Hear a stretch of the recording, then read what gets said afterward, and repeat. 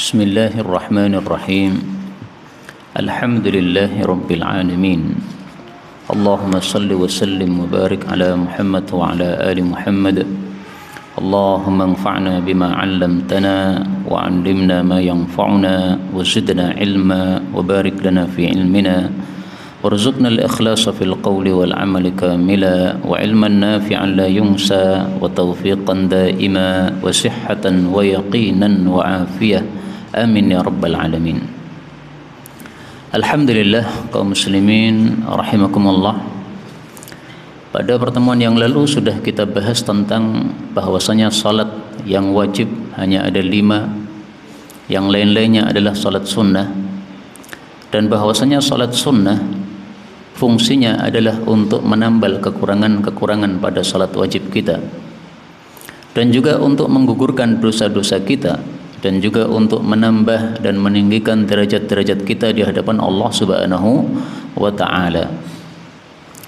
Dan bahwasanya salat sunnah yang paling utama menurut madhab Syafi'i adalah salat-salat sunnah rawatib yang dilakukan sebelum atau sesudah salat wajib. Baru setelah itu salat tahajud dan salat-salat yang lain. Itu yang kemarin sudah kita bahas tentang salat-salat sunnah. Sekarang beliau mengatakan, ini saya baca dari kitab guru kami yang kemarin saya lupa menyebutkan namanya, namanya Syekh Hisham Al-Kamil Hamid. Ini seorang syekh dari Mesir. Beliau adalah imam dan khatib di Masjid Al-Zahir Baybars di Kairo, Mesir. Beliau mengutip di sini penjelasan dari Imam Abu Syuja', seorang ulama madhab Syafi'i yang sangat terkenal. Beliau mengatakan, faslun syara'itu sihhatis salah, syarat-syarat sahnya salat, wa syara'itu sihhatis salah, dan syarat-syarat sahnya salat, qabla ad-dukhuli fiha, sebelum masuk ke dalam salat, khamsatu asya, ada 5 perkara. Jadi amalan itu ada syarat-syaratnya. Ketika syaratnya tidak dipenuhi, maka tidak sah. Seperti misalnya orang wudu untuk masuk ke dalam salat. Kenapa? Karena itu adalah salah satu syarat sah salat. Seseorang kentut kemudian tiba-tiba langsung salat, tidak akan sah salatnya. Kenapa? Tidak memenuhi syarat-syarat. Nah, masuk ke dalam salat syaratnya ada 5 sebelum kita masuk. Syarat yang pertama, taharatul a'dha minal hadath wan najas. Badan harus suci dari hadath dan najis. Hadath itu ada 2, ada hadath kecil, ada hadath besar.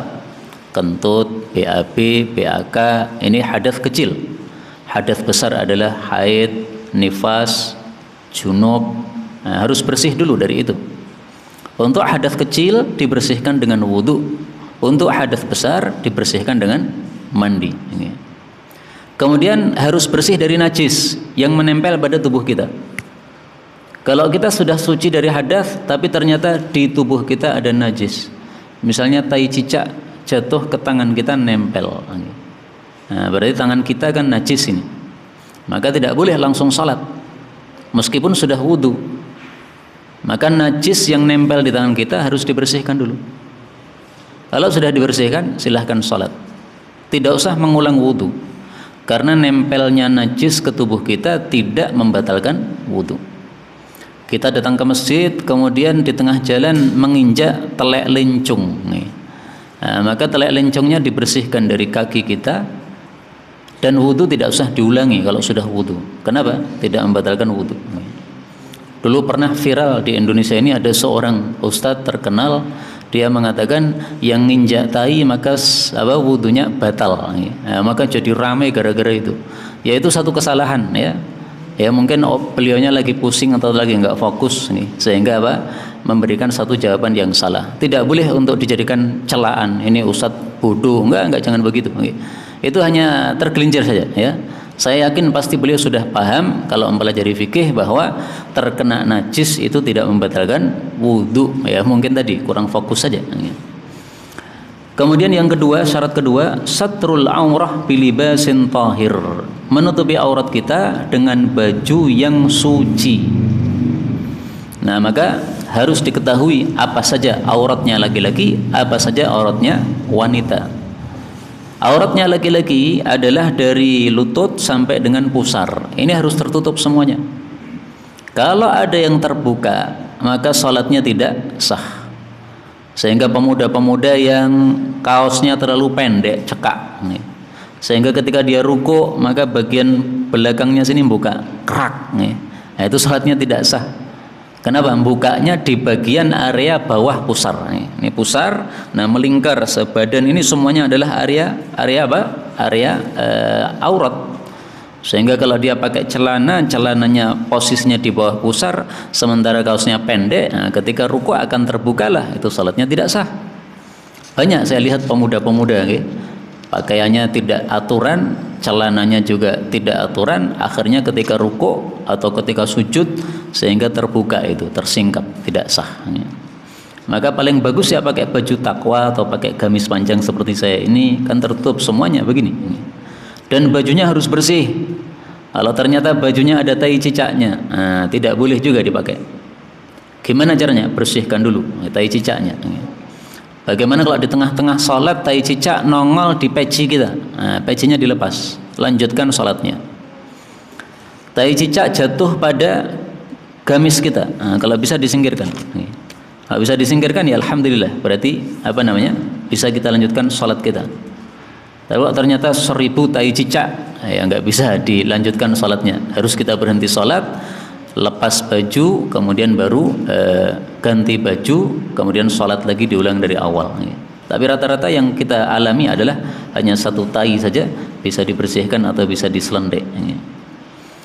Kemudian yang ketiga, wal wukuf ala makanin tahir, berdiri atau berada pada tempat yang suci. Maka tempatnya harus suci. Bagaimana kalau ada tempat yang tidak suci?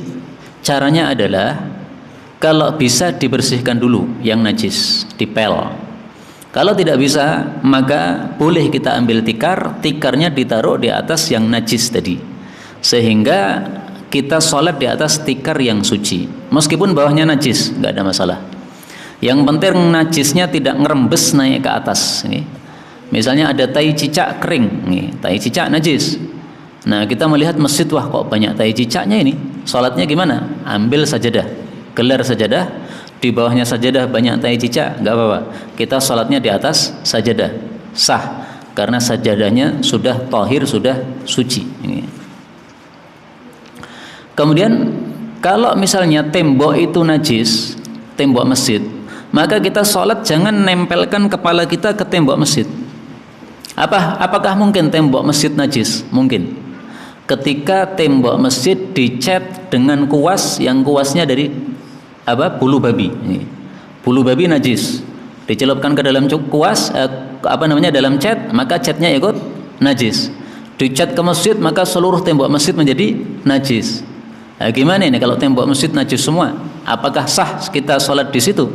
Sah, yang penting anggota tubuh kita tidak nempel pada cat yang najis tersebut. Antara tembok dengan kepala masih ada jeda 1 jengkal, nah, nggak ada masalah. Tapi kalau kepala kita nempel ke tembok, lek, nah, padahal temboknya najis, maka sholatnya juga tidak sah karena tidak memenuhi syarat. Karena itu untuk ngecat tembok hati-hati. Kita harus yakin bahwa kuas yang kita beli adalah kuas yang bukan dari bulu babi najis. Maka cari kuas yang ada halal muinya, kalau ada loh. Kalau nggak ada ya sudah. Kemudian wal ilmu bidukhulil waqt, syaratnya harus mengetahui bahwa sudah masuk waktu sholat. Sholat duhur, syaratnya sudah tahu bahwa ini sudah masuk waktu sholat. Kalau ragu-ragu jangan. Misalnya bangun tidur kemudian mengira-ngira, wah ini kayaknya sudah duhur nih, kemudian sholat duhur. Nah, tidak boleh. Lihat dulu jam berapa ini. Oh ternyata 11:30, nah, berarti belum waktunya, karena adzan duhurnya jam 12 kurang 1/4. Kemudian yang terakhir, syarat terakhir, wastiqbalul qiblah, menghadap ke arah kiblat. Ini adalah 5 syarat yang wajib dilakukan sebelum kita masuk sholat.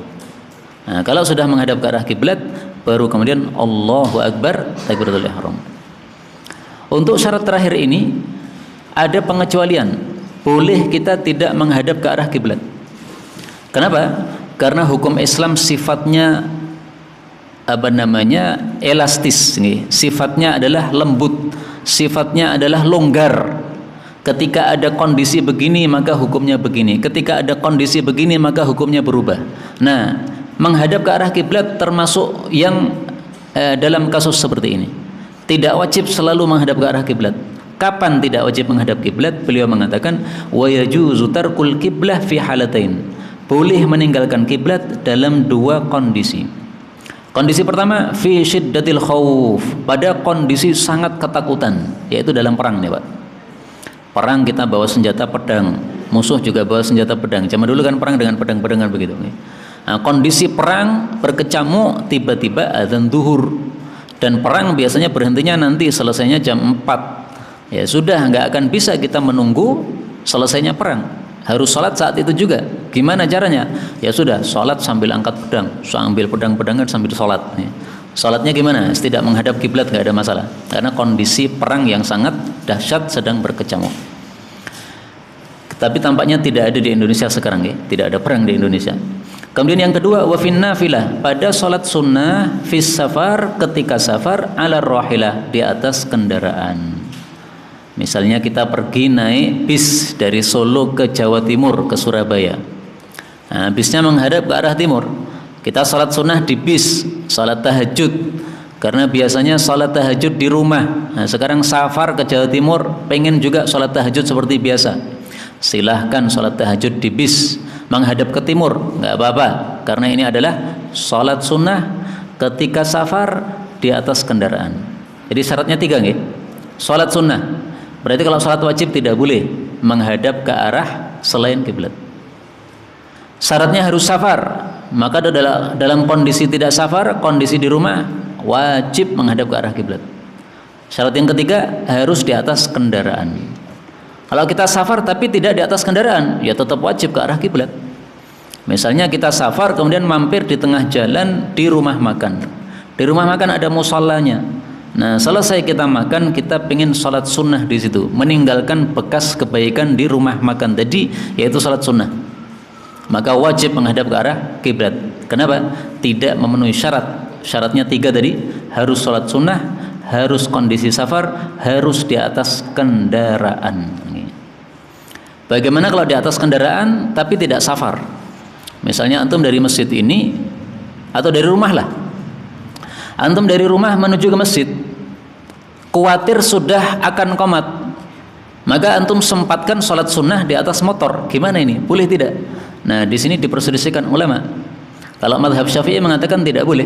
Kenapa? Ini bukan kondisi safar. Dari rumah menuju masjid ini bukan safar. Jazakallahu khairan. Maka tidak boleh. Tapi sebagian kecil ulama berpendapat boleh. Yang penting sholatnya sholat sunnah dan dia di atas kendaraan meskipun tidak safar. Tapi menurut saya lebih baiknya hanya dilakukan pada saat safar saja, karena Rasulullah hanya melakukannya pada saat safar. Pembahasan bagaimana seandainya seseorang itu mengetahui bahwa pada bajunya ada najis, tapi mengetahuinya setelah selesai sholat. Nah, pendapat yang terpilih insya Allah bahwa kalau dia tahunya selesai sholat maka dimaafkan. Misalnya setelah salam, assalamualaikum, assalamualaikum, tiba-tiba di baju, loh kok ada tai cicak? Wah, ini berarti sejak tadi ada tai cicak ini. Karena apa? Tidak ada cicak sekarang ini. Berarti cicaknya sejak tadi sebelum saya sholat. Ini sudah terlanjur, selesai sholat ternyata ada najisnya. Atau misalnya selesai sholat baru kita ingat, oh iya, ini celana tadi diompoli oleh anak saya belum ganti. Gimana ini? Sudah terlanjur selesai sholat, dimaafkan. Dalilnya apa? Dalilnya perbuatan Nabi Shallallahu Alaihi Wasallam. Beliau pernah sholat, tiba-tiba di tengah sholat itu beliau melempar sandal. Maka karena beliau melempar sandal, zaman dulu kan sholatnya pakai sandal ya, karena masjidnya masih tanah begitu. Maka para sahabat yang di belakang semuanya ikut-ikutan lempar sandal semua. Nah, selesai sholat Nabi tegur, kenapa kalian tengah-tengah sholat tadi lempar sandal semua? Maka mereka mengatakan, Anda lempar sandal, kami lempar sandal. Sami'na wa ata'na. Nabi melakukan sesuatu mereka lakukan. Nah, maka Rasulullah menjelaskan, tadi saya lempar sandal itu karena di tengah-tengah sholat malaikat Jibril datang, kemudian memberitahu saya, hei Muhammad, itu sandal kamu yang kamu pakai sholat itu ada tai padanya. Nah, maka dilempar oleh Nabi SAW. Dan Nabi melanjutkan sholatnya, tidak mengulangi sholat yang sudah lewat. Anggaplah tadi taunya rakaat kedua nih. Berarti rakaat pertamanya kan sudah terlanjur pakai najis nih. Nah, ternyata rakaat pertamanya tidak diulang oleh Nabi. Berarti hukumnya apa? Dimaafkan nih. Kemudian kita lanjutkan faslun, pasal arkanus shalah, rukun-rukun salat. Wa arkanus shalah 18 ruknan. Rukun-rukun salat ada 18 rukun. Rukun itu apa sih? Kita mendengar istilah rukun Islam. Maksudnya apa? Pondasinya Islam. Seperti rumah harus ada pondasinya. Tidak ada pondasi, tidak akan terbentuk rumah yang kuat. Tidak ada pondasi, tidak terbentuk Islam. Tidak ada pondasi, tidak terbentuk salat. Nah, maka rukun-rukun salat maksudnya pondasi-pondasinya salat. Alias sesuatu yang wajib ada pada salat. Salah satu dari rukun-rukun salat kalau tidak ada, maka salatnya tidak sah. Maka 18 rukun salat ini harus kita tahu semuanya. Karena kalau kita tidak mengetahui rukun-rukun salat, kemudian kita salat tanpa melakukan rukunnya, berarti salat kita tidak sah. Lah bedanya apa dengan syarat tadi? Syarat harus ada, rukun harus ada. Bedanya apa? Syarat itu tidak termasuk dari anggota salat, tidak termasuk dari bagian salat. Wudu itu kan bukan salat kan? Wudu itu sebelum salat. Kalau rukun itu termasuk dari bagian-bagian salat. Nah, maka rukun yang pertama adalah an-niyatu, niat dalam hati, niat untuk salat. Dan ditentukan salatnya apa? Salat duhur, salat asar, salat maghrib, salat sunnah, salat wajib. Apabila salatnya salat sunnah mutlak, maka tidak perlu ditentukan. Nganggur-nganggur salat, nah itu salat sunnah mutlak, tidak perlu ditentukan. Tapi kalau salat wajib perlu ditentukan, salat duhur, salat asar, salat maghrib. Tapi tidak perlu dilafalkan. Kenapa? Para ulama sepakat bahwa niat itu adalah tempatnya di dalam hati. Mazhab Syafi'i saja yang mengatakan disunnahkan melafalkan niat. Kenapa mazhab Syafi'i mengatakan begitu? Tampaknya karena sering orang sholat tanpa memunculkan niat dalam hati. Nah, supaya niat dalam hati muncul, maka dibantu oleh ucapan lidah. Tapi yang sudah terbiasa sholat, mestinya tidak perlu pakai ucapan lidah. Anda sudah terbiasa salat, maka harus munculkan niat dalam hati. Niat salat apa ini? Kamu ini. Oh, saya mau salat maghrib. Nah, niatkan dalam hati. Niatnya dimulai pada saat kita angkat tangan, Allahu Akbar. Nah, itu munculkan niat salat kita. Kemudian wal qiyam ma'al qudrah, harus berdiri apabila mampu berdiri. Tapi ini hanya rukun pada salat wajib. Kalau salat sunnah tidak pakai berdiri tidak apa-apa. Boleh kita salat sunnah dengan duduk, tapi pahalanya separuh. Boleh kita salat sunnah dengan berbaring menghadap ke arah kiblat, tapi pahalanya seperempat. Yang tidak boleh salat sambil tidur, nggak boleh. Bolehnya dengan tiduran. Karena saya pernah ditegur anak saya, salat sambil tidur nggak apa-apa. Yang malas untuk salat berdiri, salat berdiri sambil tidur nggak apa-apa. Nah, dia mengatakan nggak boleh, Bi, bolehnya tiduran. Oh ya, tiduran. Nah, ditegur, salah saya. Kemudian wa takbiratul ihram. Takbiratul ihram, Allahu Akbar yang pertama ketika kita angkat tangan itu. Itu yang rukun. Takbir setelah itu tidak ada yang rukun semuanya. Sehingga ketika seseorang sholat ruko tidak membaca apa-apa, mulutnya mingkem, maka sholatnya masih sah. Kenapa?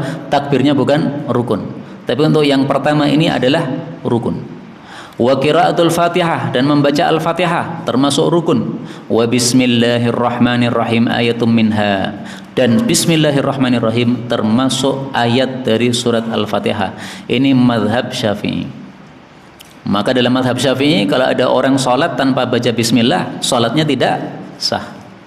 Tapi mazhab Maliki lain lagi. Mazhab Maliki berpendapat bismillah bukan Fatihah.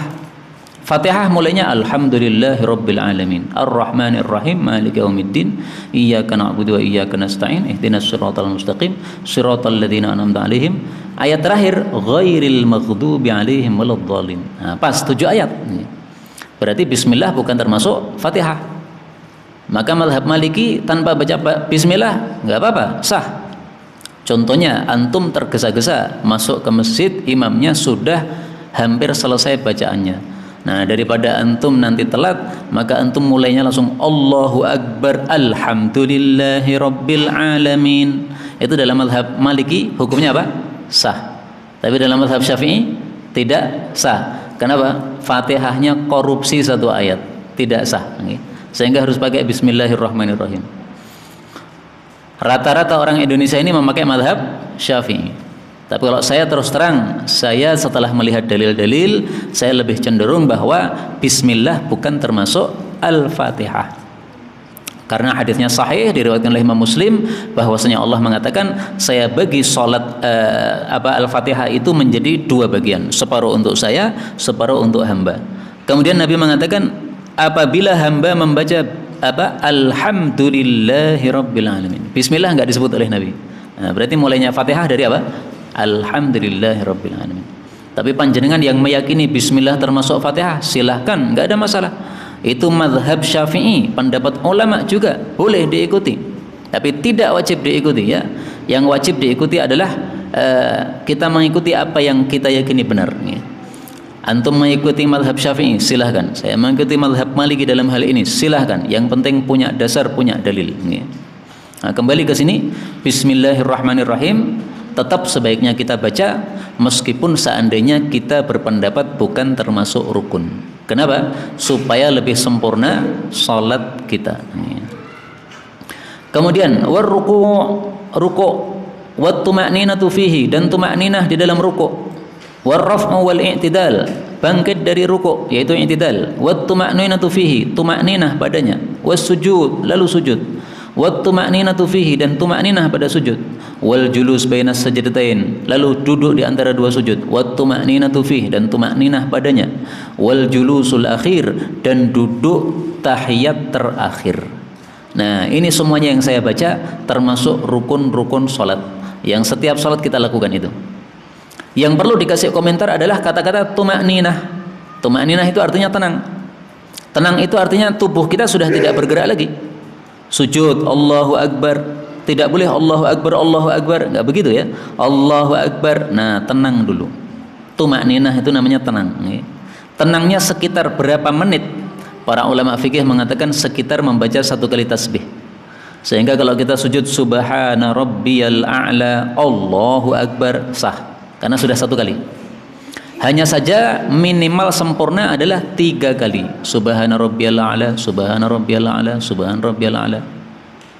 Untuk imam, menurut Ibnul Mubarak paling bagusnya 5 kali. Kenapa? Supaya makmumnya bisa sempat membaca 3 kali. Subhan rabbiyal a'la, subhan rabbiyal a'la, subhan rabbiyal a'la, subhan rabbiyal a'la, subhan rabbiyal a'la. Menurut guru saya ini, Syekh siapa tadi? Hisham Kamil nih. Bahwasanya bacaan wirid yang paling sempurna untuk rukuk dan sujud itu adalah 11 kali. Subhan rabbiyal a'la diulang sampai 11 kali. Ini perkataan beliau 11 kali, ini saya tidak ngerti dalilnya apa. Karena dalam hadis yang diriwayatkan oleh Abu Dawud dan Nasai itu disebutkan Nabi tasbihnya 10 kali. Lah kenapa beliau sebutkan 11 kali? Saya nggak tahu. Dan saya belum pernah tanya kepada beliau kenapa beliau mengatakan 11 kali di sini. Nah, sekedar saya bacakan saja kitab yang beliau baca beliau tulis ini, yang beliau kasih judul Al-Imta' bi Syarhi Matan Abi Syuja'. Nah, di sini beliau mengatakan paling sempurna 11 kali. Untuk 11 kali ini paling bagus kita bacanya pada saat sholat sendiri. Karena masyarakat di sini tidak biasa sujud bacanya 11 kali. Nanti kita baca 11 kali dikira lupa. Iki mami lupa kesuwen. Nah, maka supaya tidak terjadi begitu udah 5 kali saja. Makmumnya sudah dapat 3 kali, imamnya dapat 5 kali. Sebagaimana dikatakan oleh Ibnu Mubarak rahimahullahu taala. Atau pada saat sholat Jumat, karena sholat Jumat itu sunnahnya lebih panjang daripada khutbahnya. Khutbahnya 10 menit, salatnya 12 menit atau 15 menit. Nah, kita bacanya 10 kali. Atau pada saat salat subuh, karena salat subuh itu sudah diringkas yang 4 menjadi 2 rakaat. Nah, gantinya rakaat yang ringkas ini diganti dengan bacaan yang lebih panjang, 10 kali tidak ada masalah insyaallah taala, karena yang datang pada salat subuh biasanya orang-orang yang sudah kuat imannya. Amin ya rabbal alamin. Kemudian berikutnya, wal julusul akhir, tahiyat terakhir itu termasuk rukun salat. Wat tasyahhudu fihi, bacaan tasyahud pada tahiyat terakhir termasuk rukun salat. Was salatu 'alan nabi sallallahu alaihi wasallam fihi, selawat pada tahiyat terakhir itu juga rukun salat.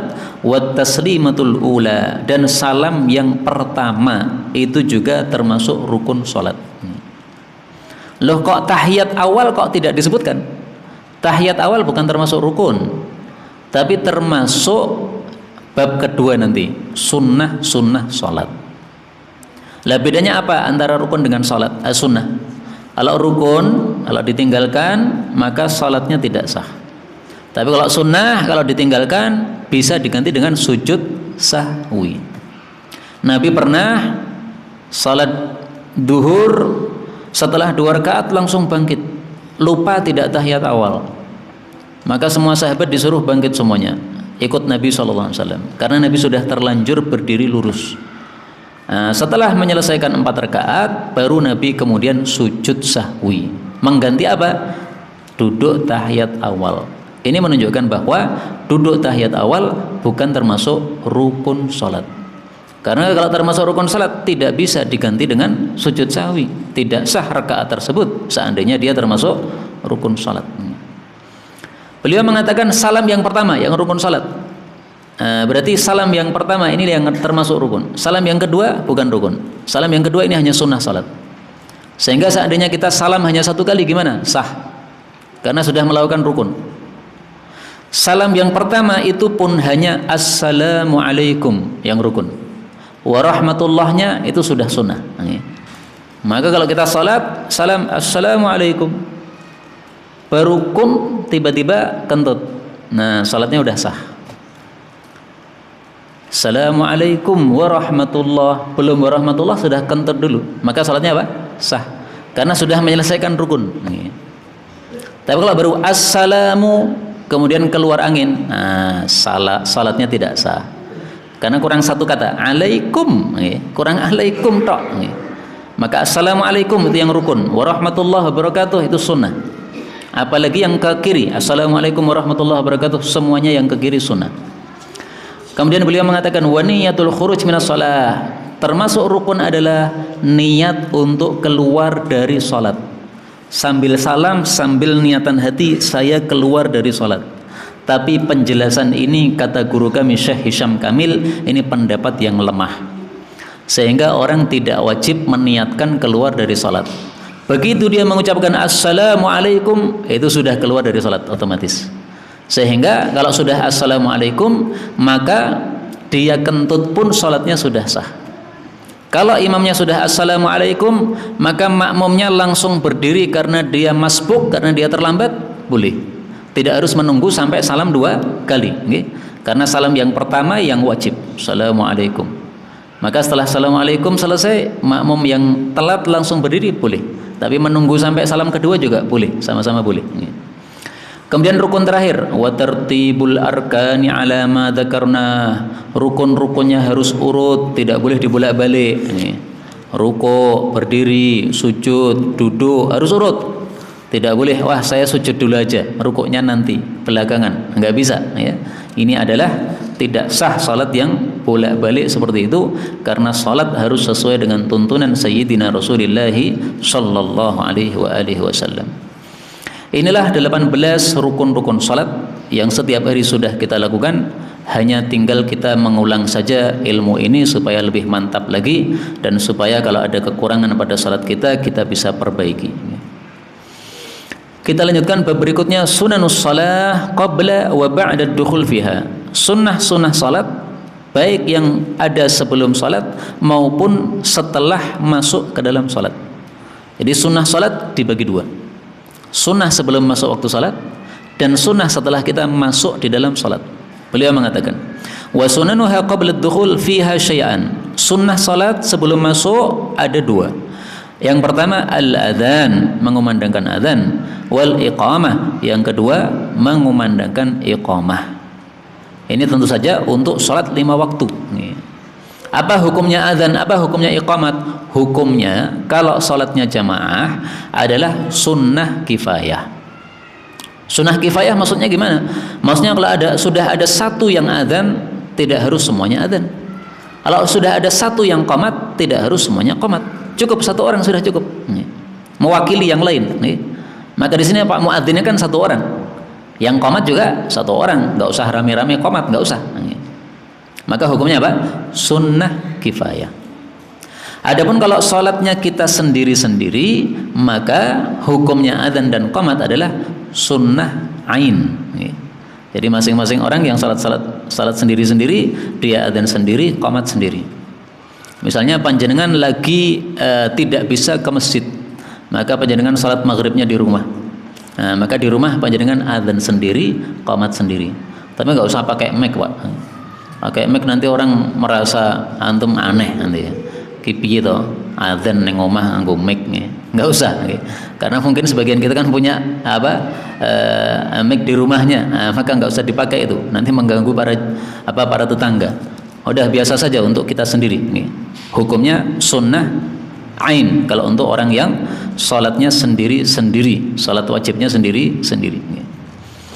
Kaum muslimat perlu diketahui bahwasanya tidak disyariatkan adzan untuk kaum muslimah, sehingga kaum muslimah tidak ada adzan. Wanita-wanita tidak ada adzan. Adanya apa? Qomat. Qomat wanita silahkan qomat. Kapan wanita qomat? Ketika imamnya adalah wanita juga. Ini ada masjid khusus jamaah wanita. Nah, tidak ada adzan, tapi adanya apa? Qomat. Dan qomatnya nggak usah kenceng-kenceng, ya, bisautin munkhafid, dengan suara yang lirih saja, suara yang cukup didengar oleh orang yang ada di tempat, sehingga orang yang di luar tempat tidak mendengar suaranya. Itu untuk para wanita. Tapi hukumnya tetap sunnah tadi. Seandainya ada jamaah wanita yang diimami tanpa adzan, tanpa qomat, ya sah. Bahkan jamaah laki-laki tanpa adzan, tanpa qomat juga sah. Kadang-kadang kan begitu kan? Muadzinnya biasanya datang awal, ini muadzinnya nggak datang-datang. Akhirnya sampai jam qomat belum ada yang adzan. Imamnya masuk masjid langsung qomat. Gimana ini? Sah, karena adzan dan qomat hanya sunnah, bukan termasuk yang wajib. Kemudian wa ba'da dukhuli fiha, adapun setelah masuk ke dalam salat, syai'an, ada dua sunnah lagi. At-tasyahhudul awal, tahiyat yang pertama itu sunnah. Yang kedua al-qunut fis subh, kunut pada salat subuh pada rakaat yang kedua, wa fil witri fin nisfi tsani min syahri Ramadan, dan kunut witir pada separuh terakhir dari bulan Ramadan. Nah, inilah dua amalan di dalam salat yang dianggap sunnah menurut mazhab Syafi'i. Kalau termasuk sunnah jadinya gimana? Jadinya kalau termasuk sunnah, maka kalau ditinggalkan diganti dengan sujud sahwi. Ada orang mazhab Syafi'i, dia tidak kunut subuh, berarti dia mengganti dengan apa? Sujud sahwi. Lah kita kok biasanya tidak sujud sahwi, padahal kita sholat subuhnya tidak kunut subuh, karena kita tidak memakai mazhab Syafi'i. Ada 4 mazhab: Hanafi, Maliki, Syafi'i, Hambali. Yang pakai kunut subuh 2, Syafi'i sama Maliki. Yang tidak pakai kunut subuh 2, Hanafi sama Hambali. Nah, berarti kita itu mazhabnya apa ini? Hanafi atau Hambali. Mazhab wong Solonya teracetho. Kadang-kadang melu Syafi'i, kadang-kadang melu Maliki, kadang-kadang melu Hanafi, kadang-kadang melu Hambali. Kok begitu gimana? Memang tidak wajib bermadhab. Yang penting mengikuti ulama. Yang penting apa? Mengikuti ulama. Seperti saya ini tadi ditanya, Fatihah termasuk apa? Bismillah termasuk Fatihah tidak? Saya mengatakan tidak. Oh, berarti kamu mazhabnya Maliki. Nah, saya jawab, saya mazhab Maliki dalam hal itu. Nanti dalam hal yang lain beda lagi. Kunut subuh saya enggak Syafi'i, saya enggak Maliki, tapi saya mazhabnya Hambali karena tidak ikut kunut subuh. Loh kok begitu gimana? Nah, jawabannya tadi karena tidak wajib bermadhab. Yang penting apa yang saya lakukan ini mengikuti para ulama dan mengetahui dalilnya. Oh, dasarnya begini, dasarnya begini, dasarnya begini, udah cukup. Tidak wajib bermadhab Syafi'i, tidak wajib. Artinya tidak harus melazimi satu madhab tertentu, tidak harus. Maka di Solo tidak ada kunut subuh, nggak ada masalah. Tidak diganti dengan sujud sahwi, nggak ada masalah. Memang tidak pakai madhab Syafi'i. Kemudian kunut witir pada separuh terakhir dari bulan Ramadan. Ini lagi-lagi madhab Syafi'i. Kalau madhab Hanafi, kunut witirnya adalah dari awal Ramadan. Bahkan sepanjang tahun madhab Hanafi berpendapat ada kunut witir. Maka nanti kalau kita sholat malam, sholat tahajud selesai, ditutup dengan sholat witir 3 rakaat, maka pada rakaat terakhir kita tutup dengan apa? Doa kunut witir. Nggak ada masalah. Karena sesuai dengan madhab Hanafi. Loh kok ikut madhab Hanafi? Nggak apa-apa, ikut ulama. Apakah ada dalilnya? Ada. Nabi mengajarkan kepada cucunya untuk baca doa kunut witir. Dan Nabi tidak mengatakan ini khusus untuk separuh terakhir Ramadan. Enggak. Berarti sifatnya umum untuk setiap malam, tidak ada masalah. Dan dilakukan oleh Ibnu Mas'ud, sahabat Nabi Muhammad sallallahu alaihi wasallam. Nah, kemudian ini perlu diperhatikan sunnah-sunnah adzan. Ini ditulis oleh guru kami Syekh Hisham Kamil sebagai tambahan dari tulisan Syekh Abu Syuja' yang kitabnya dijelaskan oleh beliau di sini. Maka guru kami Syekh Hisham Kamil mengatakan sunanul adzan, sunnah-sunnahnya para muadzin. Yang pertama yatawajjah ilal qiblah, adzan menghadap ke arah kiblat. Meskipun adzan ke arah timur boleh, Pak, tapi menghadap ke arah kiblat lebih utama. Syarat apa? Sunnah kedua ayyakuna tahiron, suci. Maka kalau sudah kentut wudu dulu, habis itu baru adzan, lebih sempurna. Yang ketiga qaiman, berdiri. Maka jangan duduk sambil ngopi. Di sana ada tempat duduk itu, ada tempat ngopi. Sambil adzan di sana nggak boleh. Ya sahnya sah sih, cuma apa? Kurang sempurna. Adzannya berdiri, jangan duduk. Yang keempat yaltafit bi unuqihi la bi sadrihi yaminan fi hayya 'alas shalah wa hayya 'alal falah yasaran. Ketika mengucapkan hayya 'alas shalah, maka menolehkan wajah kita ini ke arah kanan. Hayya 'alas shalah, hayya 'alal falah, ke arah kiri begini. 2 kali ke arah kanan, 2 kali ke arah kiri. Tapi ini hanya sunnah saja, tidak wajib. Kayaknya di sini muadzinnya tidak pakai nggih, Pak. Muadzinnya pakai noleh napa mboten? Mboten pakai. Enggak apa-apa. Ini hanya sunnah, tidak wajib. Tapi seandainya panjenengan noleh, maka hendaklah mic-nya dibawa. Karena kalau mic-nya tetap berada di tempat hayya 'alas shalah ora krungu nggih. Mic-nya dibawa nggih, hayya 'alas shalah begitu. Tapi kalau mic-nya tetap di tempat, nah nggak usah noleh, karena suaranya nanti jadi tidak terdengar oleh para jamaah yang ada di luar masjid. Kemudian sunnah kelima tartil, ya, lafal adzannya pelan-pelan. Allahu Akbar, berhenti dulu, istirahat supaya orang-orang menirukan. Allahu Akbar. Nah, kemudian Allahu Akbar. Jadi ada jedanya untuk adzan. Kalau untuk qomat nggak usah pakai jeda. Allahu Akbar, asyhadu an la ilaha illallah. Cepat aja. Tapi untuk adzan dikasih jeda. Itu sunnahnya begitu. Jadi adzan jangan seperti orang terkejar singa, melayu terus, bukan. Pelan-pelan. Kemudian yang keenam at-tarji', mengulangi syahadatain. Jadi syahadatain itu dalam mazhab Syafi'i dibaca 4 kali. Asyhadu an la ilaha illallah, asyhadu an la ilaha illallah, asyhadu anna Muhammadar Rasulullah, asyhadu anna Muhammadar Rasulullah. Dibaca 4 kali secara sir, kemudian dibaca keras. Asyhadu an la ilaha illallah, asyhadu an la ilaha illallah, asyhadu anna Muhammadar Rasulullah, asyhadu anna Muhammadar Rasulullah. Nah, jadi 4 pertama dengan pelan, 4 kedua dengan suara keras. Tapi ini adalah sunnah yang tidak ada di Indonesia, padahal mereka ngakunya madhab Syafi'i. Ya nggak apa-apa, karena memang hanya sunnah saja. Ming adane jadi tambah suwe dan tambah pahala nih. Mau dipraktekkan betul nih Pak? Nah, monggo mau dipraktekkan nih. Tidak yang nggak monggo, memang hanya sunnah saja. Yang wajib adalah cuma 4 kali yang keras itu, ya. Tapi kalau 4 kali sebelumnya, itu tidak wajib nih. Kemudian yang ketujuh, sunnah ketujuh at-tathwib fi adzanis subh. Pada adzan subuh disunahkan membaca as-salatu khairum minan naum. Ini mazhab Syafi'i.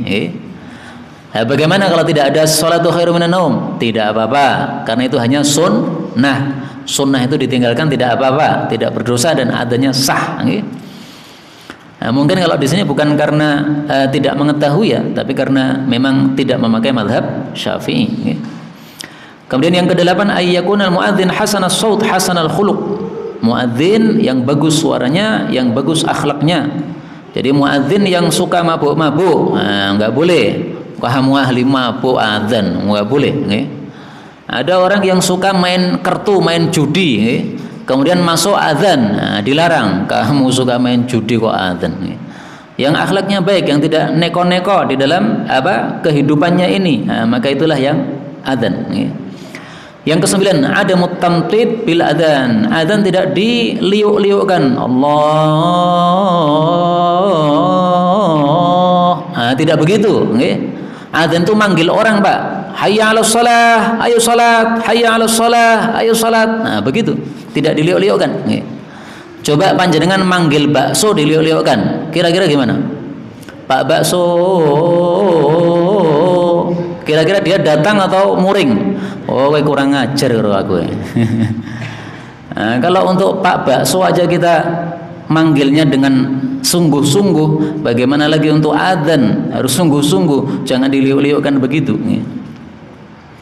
Bagaimana kalau diliuk-liukkan? Ya tidak sampai kepada haram, tapi apa? Makruh menurut para ulama fuqaha rahimahumullahu taala. Inilah beberapa sunnah-sunnah di dalam adzan yang disunnahkan bagi seorang muadzin untuk melakukannya, dan inilah yang dapat kita jelaskan pada pertemuan kali ini.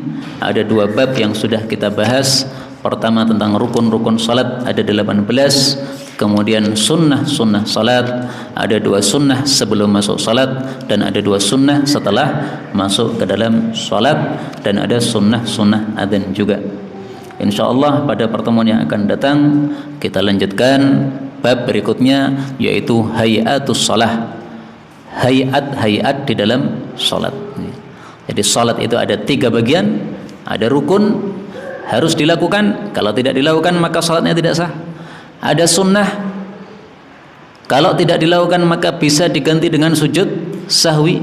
Ada hayat yang kalau tidak dilakukan maka salatnya sah dan tidak perlu diganti dengan sujud sahwi. Maka harus kita ngerti mana yang rukun, mana yang sunnah, mana yang hayat. Inilah yang dapat dijelaskan, benarnya dari Allah. Kalaupun ada salahnya, fa astaghfirullahal azim li wa lakum. Kalau ada sisa waktu kita buka untuk soal dan jawab.